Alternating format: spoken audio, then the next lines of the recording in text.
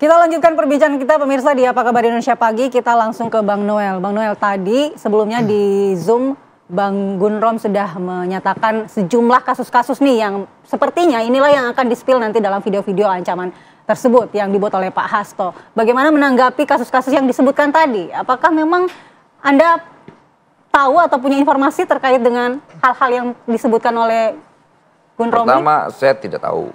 Kedua, saya yakin itu gertak sambal lah. Gertak sambal yang nggak mungkin berani dilakukan. Kedua, pasti tidak ada juga. Bagaimana ketika orang korupsi di videoin, kayak bikin sandiwara kan, kayak bikin sinetron. Mungkin Pak Hasto yang mengungkapkan. Pak Hasto di video, kemudian dia menunjukkan bukti-buktinya. Dia berani bertaruh saya di sini nih.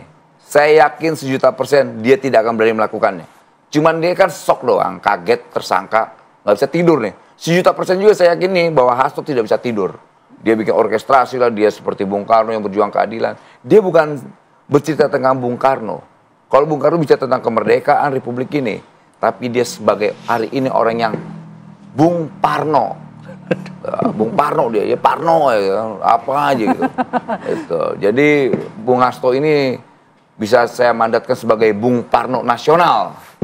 Ya kan? Karena Parno karena dia nggak bisa tidur, sakit perut. Kalau kita kan senyum-senyum aja, Mas Hasto. Udah, saya itu kan problem hukumnya sudah. Jangan ngomong lagi kriminalisasi dan sebagainya. Jangan bangun-bangun narasi malah menyesatkan dirinya dan partainya. Ini partai besar, partai ideologis, gitu. Gak mungkin hal-hal yang ideologis menjadi sesuatu yang seakan-akan menjadi rendah, gitu loh. Karena perbuatan personal, gitu loh. Kemudian itu ada institusi, ada ikatan melekat di dirinya terkait dia sebagai sekjen partai, itu persoalan belakang. Banyak juga tuh orang ketua umum partai, berapa ketua umum partai itu yang ditangkap sama KPK.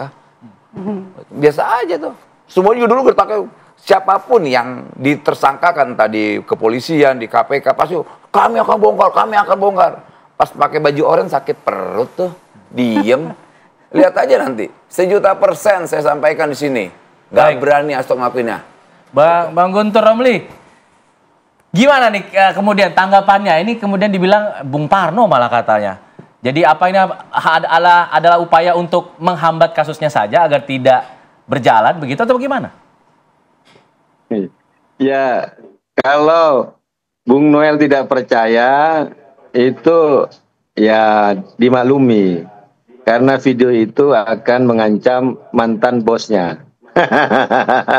Kita lihat aja nanti.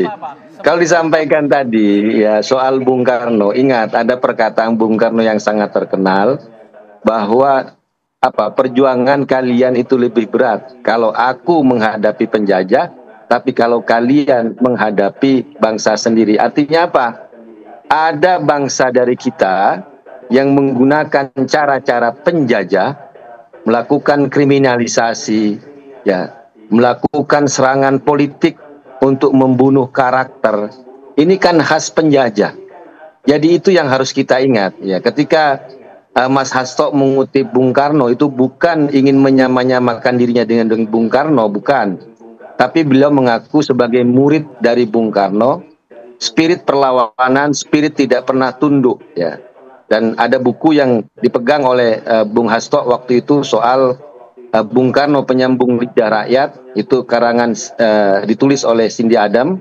Bab 9 itu kan terkait bagaimana Bung Karno masuk penjara karena aktivitas politik, ya, tapi dipakai dengan kasus hukum untuk menjebloskannya kepada penjara, dan suasana kebatinan itulah yang saat ini dihadapi oleh Hasto Kristianto.